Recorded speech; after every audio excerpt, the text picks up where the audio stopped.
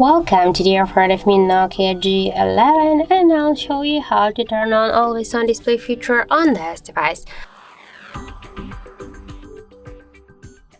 So let's just first open the Play Store application, and after that here in the search pool enter the Muviz Edge. Okay, so I just forgot to activate the Wi-Fi, sorry. Unfortunately, we have not installed by default the AOD feature. That's why we should get this application from the Play Store. And now just tap here to install to get this app, and just wait a couple of seconds while this application downloading and then installing on your device.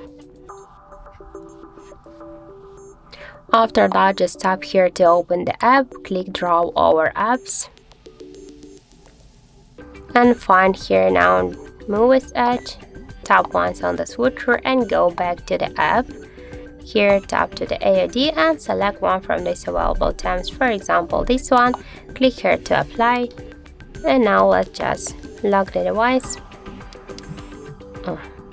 And we can see that the always on display feature successfully activated. So that's it. Thank you for watching, and if you find this video helpful, don't forget to leave a like, comment and to subscribe our channel.